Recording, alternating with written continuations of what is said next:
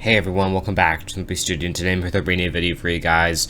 I'm going to be talking about Big Shot Season 1 Episodes 9 and 10, titled Beth MacBeth and Marvyns Playbook. These are the last two episodes of the season, and overall they were really good episodes, so I'm excited to get into them. Before I get started, I just want to say this: I am starting today, the Chosen devotional. So this is pretty much kind of just a walkthrough of 40 Days with Jesus, and I'll be giving an update whenever the Chosen reviews end up coming out, because on Wednesday is the next episode, so stay tuned for things like that. So yeah, the final two episodes of Big Shot are out. I am disappointed that this show is over, honestly, because it was just one of the things I look forward to each week. I still have High School Musical, the musical series, that's only halfway over, so that's still good, but I don't know. I think I'm just really gonna miss this show. There's been reports that it's been renewed for a second season, but no official confirmation by Disney, so I just don't know. But yeah, these were a good two batch of episodes, really focusing on Marvyn figuring out his future. I think that's kind of the main thing in these two episodes. So episode 9 is titled Beth MacBeth, and as I remember from the last episode, Harper and Emma were battling for the role, and it turns out that Harper got it because Maggie is her mom.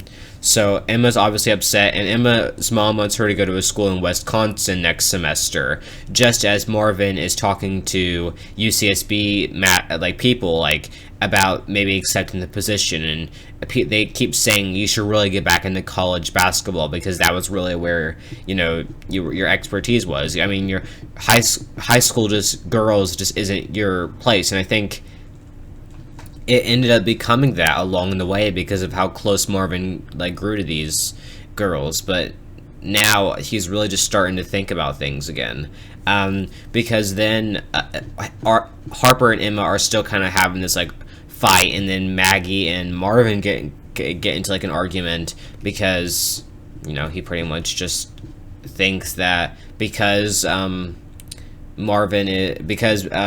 Harper is Maggie's daughter, that's the reason why she chose her. It didn't necessarily give Emma a real chance, which is kind of true. I would love to know more backstory on Maggie and Harper. Maybe we'll get that in season 2.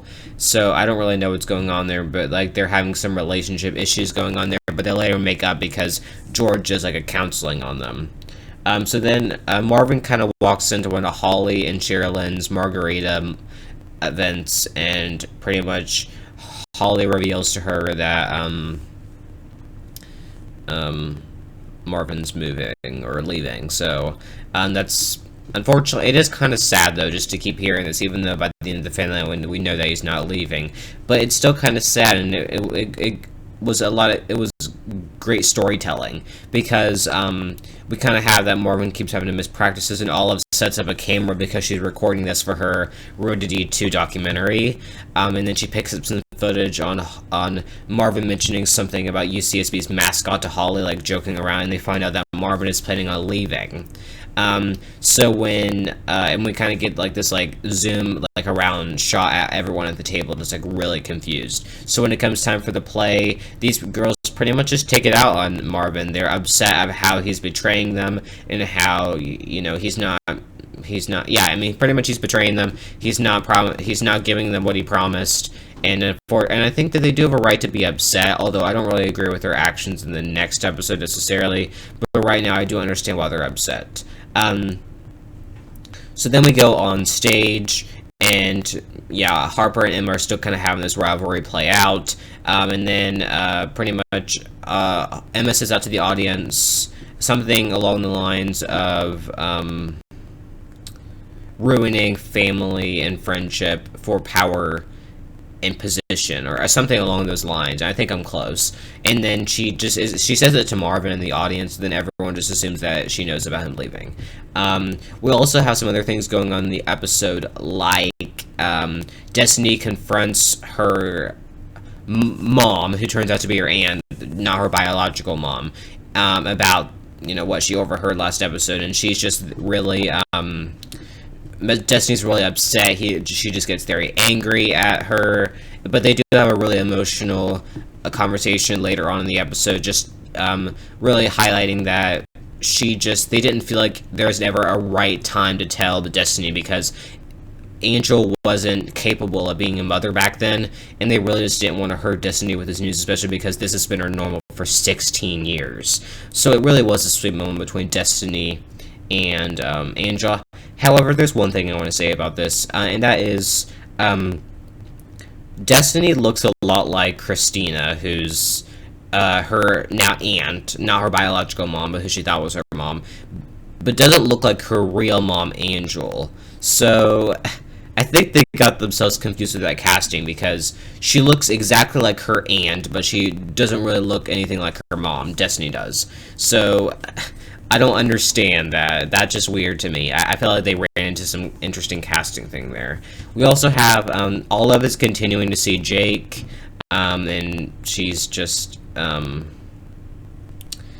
everyone doesn't like that, just because they think that because Carlsbad is the enemy, that means that Jake is obviously the enemy, but then Olive and Jake are still growing closer and they share a kiss. So that's obviously not going to go well going into the finale. We also have Mouse and Harper are happy together, so that's a good thing. I really don't care about it, honestly, and not trying to be, like, mean or anything, but, like, it just doesn't, I don't know, it's just weird to me. And then so Samantha then falls and twists her ankle, and then she kind of fakes it going into the finale, but that's putting their point guard, I think is what she's playing, kind of or I don't know what position she plays. I know that she is like an important position though, but then that just kind of puts things in like an awkward situation. One last thing about this episode is that Joyce McCarthy, coach at Carlsbad, calls Holly towards the end of the episode, saying that she is retiring and that she wants Holly to take her position at Carlsbad. So that is kind of the episode. Overall, it's a good episode. As the penultimate episode of the season, I'm going to give it a solid 8 out of 10. Okay, so going into the finale title, Marvyns Playbook, pretty much Samantha loses her playbook, and it turns out that she's lying about her whole big injury thing. But yeah, she loses her playbook, and everyone suspects that Jake stole it. And Olive kind of confronts Jake about it, and he's kind of lashes out at her, honestly, because he says, "You'll never accept me for who I am. You're just going to think of me as this person because it's your rival, so you're never going to trust me." And I don't know, this whole storyline is just weird to me. How is, like, what is, like, the attraction here? I just don't understand it. No comment. So yeah, everyone's still kind of mad at Marvyn for leaving. Emma's kind of avoiding him, and she's frustrated because all of her decisions all the decisions that she's forced to live with, it revolves around Marvyn. So then Maggie offers to take Emma in for second semester. And then Marvyn has this dream of like him missing his team playing, and then they get disqualified, and then he throws a chair at his daughter in this dream, and George is in this dream. So it's a very dramatic dream, and I think it really causes him to decide to stay. I gotta say, that scene was really well done. It really was well done.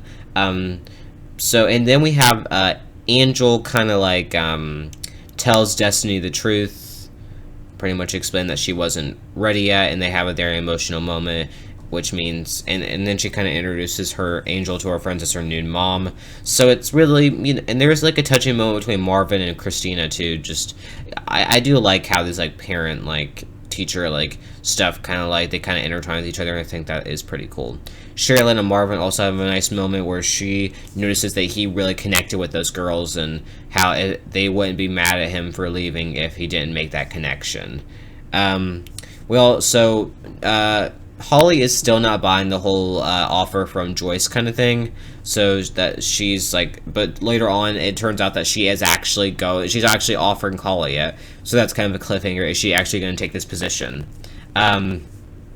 So yeah, we have all of that going on, pretty much a lot of stuff.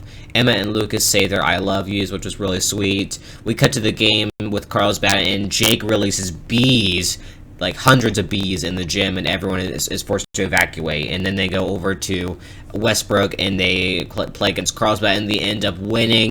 Congratulations, Westbrook Sirens. You're going on to Division 2, and that is really exciting. We all knew it would be this way, and I think it really was good. And he decided to stay, so that's really awesome. So overall, yeah, this show was a lot of fun. I think it's going to come back for a second season. I think there's no way why it wouldn't. No reason. Yeah, so really everything about these last two episodes I really liked. They were really good finales. I liked Marvyn trying to figure out where his future aligned. I liked all of the good moments with the kids and their parents and stuff like that. So anyways, yeah, everything was really well done, I gotta say. So yeah, I'm just gonna go ahead and jump off of here. So yeah, like I said, I'm starting this Chosen Devotional, so that's very exciting. Okay, so I want to thank everyone for watching the studio. No set goal for us yet, but in the future. But anyways, I want you to like, comment, subscribe, and turn your post notifications so you never miss a video. Thanks for watching, and bye.